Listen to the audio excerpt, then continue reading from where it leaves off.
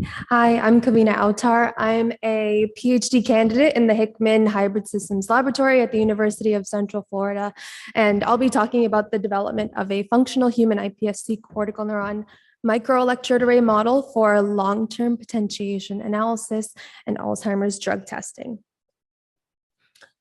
So I'll just get into a little bit about Alzheimer's disease. It's caused by the accumulation of amyloid beta proteins that form plaques, and that's also theorized to have a downstream effect on the tau protein, causing the disintegration of those microtubules that will form tau neurofibrillary tangles. But there are several other mechanisms downstream because of the formation of those plaques that exacerbate neurodegeneration in Alzheimer's disease, such as cholinergic deficits, oxidative stress, and excitotoxicity.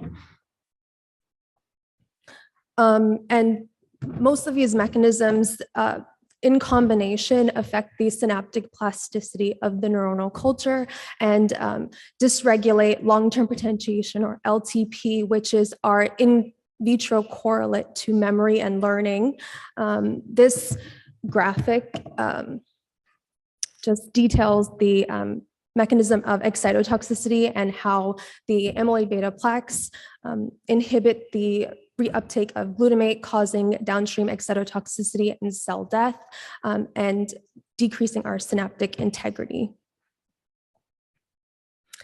So this topic has kind of been beaten, so I won't go too much into it, but we do know that there are a lack of human-based models at the preclinical stage, and the current use of animal models does create the species gap in translatability, so there's kind of a need for human-based models.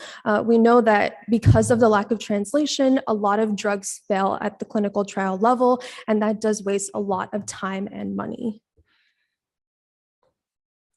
So in order to try to close that species gap, we did employ the use of a human source with using human iPSCs for the tissue engineering and disease modeling.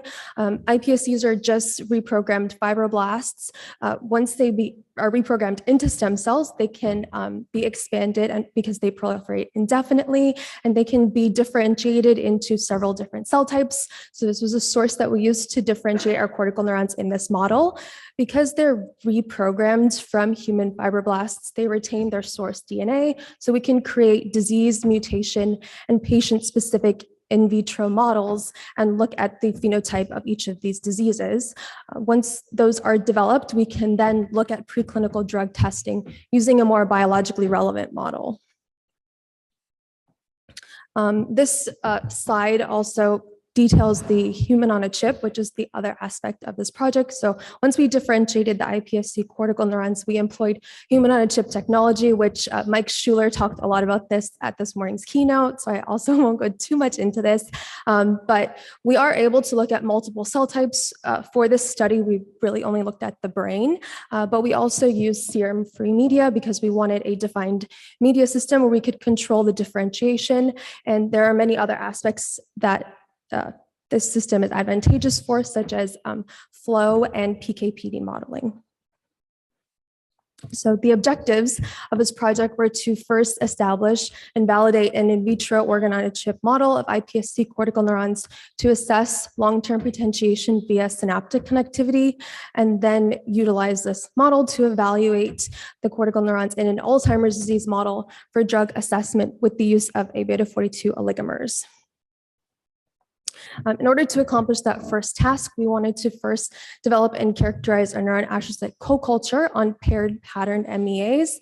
We could then evaluate LTP through synaptic connectivity and confirm that this LTP was indeed synapse-driven. So this figure just details the neuron and astrocyte co-culture. We did differentiate the iPSCs using a previously published iPSC cortical neuron differentiation protocol. We patterned the neurons on MEAs where we had 5 pairs of neuronal populations that were connected synaptically, so we could look at each of those 5 pairs individually. This stain of our co-culture was actually done on our MEAs, so we are able to repurpose the MEAs to do ICC on the exact chips that we're testing for neuronal activity. And those last two figures, C and D, are just our confirmation of our biological signals on our MEAs through the use of lidocaine. So our culture details are just that we pre-expanded the astrocytes prior to culturing the neurons and astrocytes on MEAs, and we waited approximately 28 to 40 days before we started experimentation because we have previously seen that that's when the neurons are mature and are able to be electrically active. Figure B details the protocol that we actually used. So we first were able to measure the baseline activity. Once we noticed that we had activity on an electrode, we then went back and stimulated the paired electrodes. So we didn't want to directly stimulate the neurons that were active. We wanted to stimulate the neurons that were synaptically paired to those neurons to see if we could enhance the neuronal activity of the active electrodes purely through that synaptic connection.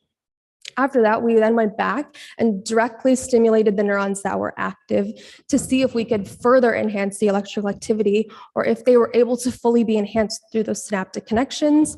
And we did employ the use of lidocaine at the end of our experiments to confirm that we had biological signals in our analysis process. So this figure details what we got just from the induction. So again, we were able to stain the chips to show that we did have synaptic connections on the chips. We ran a non-stimulated control just to see if the effect that we were seeing following the stimulation was just a result of continuous testing for 5 minutes, and we did not see a significant change in our non-stimulated control over time. But we took a baseline reading, and when we stimulated the paired electrodes, we did see a significant increase in activity compared to the baseline. Then when we went back and stimulated directly those electrodes, we did not see any more increase in activity. And when we compared the fold change from baseline or the enhancement of neuronal activity from those synaptic connections versus the populations that were directly stimulated, they were not significantly different from each other. So we were able to fully enhance that neuronal activity just through the synapses. We then wanted to go back and block our postsynaptic glutamate receptors, to make sure that the LTP that we were inducing through our synapses was through the synapses. So if we were blocking the AMPA receptors, and we repeated the protocol, but we actually took it out to 1 hour in this experiment because for long-term potentiation, we wanted to see that we had an enhancement of our neuronal signals for a long-term period. So we did a baseline, and then we dosed with a vehicle control or the NBQX, which blocked our AMPA receptors, and we saw an immediate drop in activity just from adding the NBQX. But interestingly, we didn't get any enhancement of activity repeating our same stimulation protocol in the presence of the NBQX, and we were not able to get a maintenance of LTP at 1 hour. We repeated this protocol, blocking the NMDA receptors, which are voltage dependent. So we actually didn't see that immediate drop like we did when we blocked the AMPA receptors. But again, we were not able to get LTP induction or maintenance in the presence of the NMDA receptor inhibitor. Okay, so in summary, for the first part of this experiment, we were able to develop and characterize a neuron and astrocyte co-culture on paired patterned MEAs. We were able to evaluate LTP induction through synaptic activity and confirm that the LTP that we were seeing was in fact driven by those synapses. For the next study, we wanted to look at the LTP capabilities of our cortical neurons and the ability of our model to predict the effects of drugs in a preclinical setting using A-beta 42 oligomers. First, we had to confirm the presence of the drug targets that we were using. We were then able to assess the neuronal activity in the presence of the oligomers, but co-administered with the drugs through whole cell patch clamp, and also assess the activity on the MEAs. So kind of just going back to this graphic really quickly, I did mention that the formation of the A-beta 42 oligomers, which we dose the oligomers in our culture media so they would accumulate into plaques and cause several downstream effects in these mechanisms of neurodegeneration. So we tested several drugs that looked at several of these mechanisms, such as cholinergic deficits. So we looked at donepezil, which is a acetylcholinesterase inhibitor. We looked at a couple of secretase inhibitors, and we looked at an NMDA receptor antagonist, memantine, to target that excitotoxicity. So I'll just quickly go through the drug targets because I do have slides for that. So again, donepezil is an acetylcholinesterase inhibitor, which is supposed to inhibit the breakdown of acetylcholine and increase the available acetylcholine in the synaptic cleft. Memantine blocks the NMDA receptor-mediated excitotoxicity, which is part of that excitotoxic mechanism. Saracatinib inhibits the FIN kinase, and this one's actually kind of interesting. So the FIN kinase is responsible for the phosphorylation of APP, which then leads to the production of the A-beta plaques. It's also partially involved in the hyperphosphorylation of tau, which then leads to neurofibrillary tangles. But we're dosing A-beta oligomers externally in our culture media. But even so, the presence of the A-beta, the accumulation of plaques, should actually trigger this cascade response internally within the cell. Lastly, we looked at roloprem, which is a phosphodiesterase type 4 inhibitor, which inhibits the breakdown of cyclic AMP, and it should increase the available cyclic AMP within the cell to increase the neural activity. So this graphic just looks at, again, we were able to culture our cortical neurons on our patterned MEAs, where we were able to get distinct neural populations that were connected synaptically, and we were able to do ICC to confirm the presence of all the drug targets. These are just some representative traces. We use A-beta scrambled as our vehicle control in this case for the administration of oligomers. We wanted to make sure that it wasn't just the administration of the oligomers that was causing neurotoxic effects. And we, through these whole cell patch clamp recordings, did not see any effect on the currents, the induced firing, or the spontaneous firing of our neurons in the presence of A-beta scrambled. In the presence of A-beta 42, we did see a reduction in all three of those parameters. But we have some representative waveforms for how the drugs reacted. So we co-administered all the drugs separately with A-beta 42 for the same time point. And we did see that that co-administration was able to block the neurotoxic effects on the currents and the induced and spontaneous firing.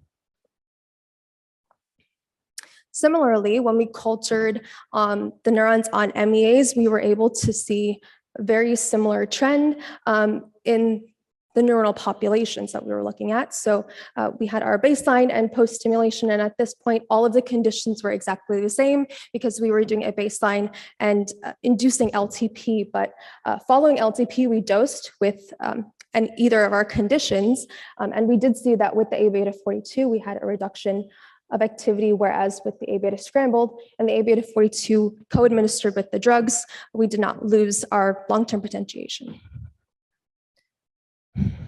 So I'll just be going through all the drugs separately. These are just the quantifications of a few of the patch clamp parameters for each of the drugs, as well as the long-term potentiation. So for donepezil, again, this should increase the available acetylcholine.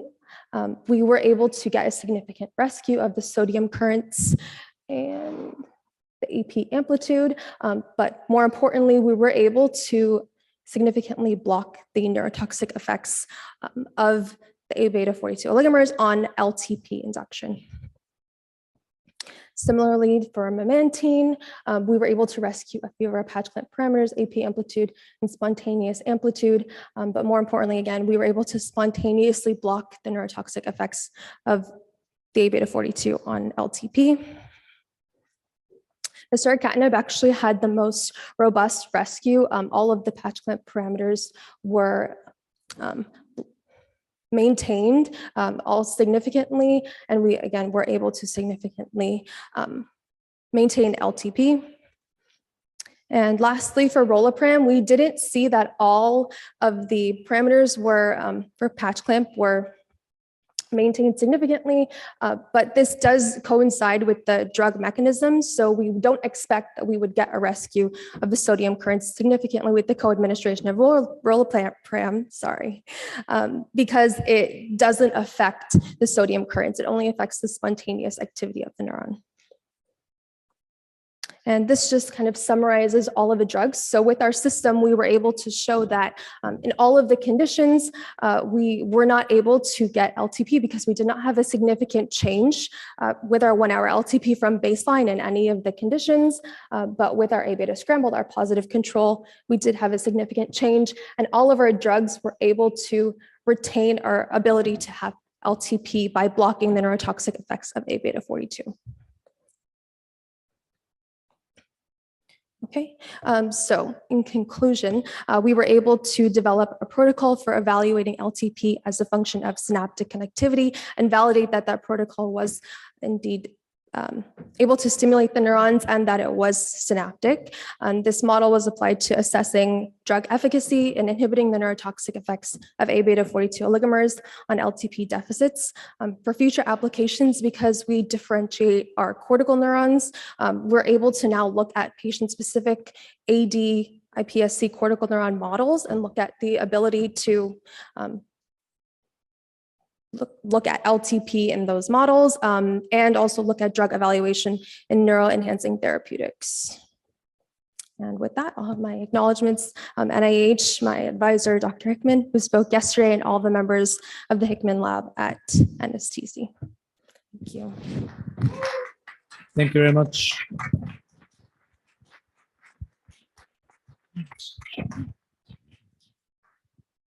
Are there any questions from the audience?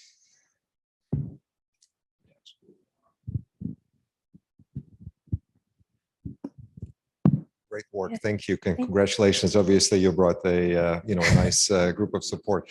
Can you talk a little bit about the reproducibility when you actually differentiate from different batches? And have you tested that? And how much of the variability you get from batch to batch preparation of cells? Yeah, so we do have to have some quality control. We do separate checkpoints for quality control throughout our differentiation. I do have a paper that details the differentiation protocol, so that's a really good point. So typically for these experiments too, yeah, we try to stick with one batch that has already been validated for QC so that we have that internal control. Any other questions? Just maybe adding to that, the variability that you saw, do you think the reproducibility is sufficient to see in the next step the differences when you go with different patient cells? Yeah. Yeah, like you could see even within some of the dosing with the A-beta 42 oligomers, we did have a little bit of variability there.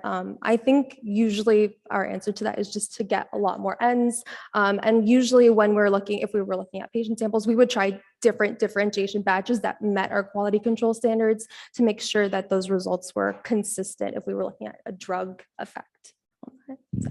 Do you need to change the system or like engineer the system to increase kind of the number of replicates if you go for more patients that you're going to test in parallel? Or can you use it as it is now? We would probably use it as it is now. I feel like we usually try to do a large number of Ns, and then we try to do several experiments that repeat that. Where's the limiting factor at the moment on scale?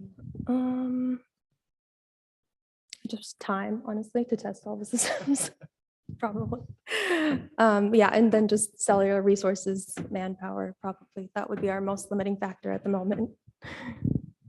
Any other questions? To clarify, were you asking her whether or not it was applicable to personalized medicine or more towards drugs that are could be tested over applicable to large patient population? More the personalized one. So, I mean, she mentioned.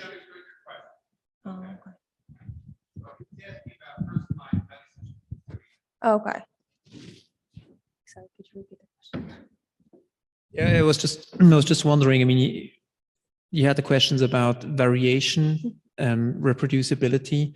And if you start with different cells from different iPS cells, if the variation that you see now might hinder to see differences between different patients, but apparently this works quite well, right? Yeah, at the moment, yeah. And typically when we get an iPSC batch, we do several batches of differentiation to make sure that we have a consistent phenotype.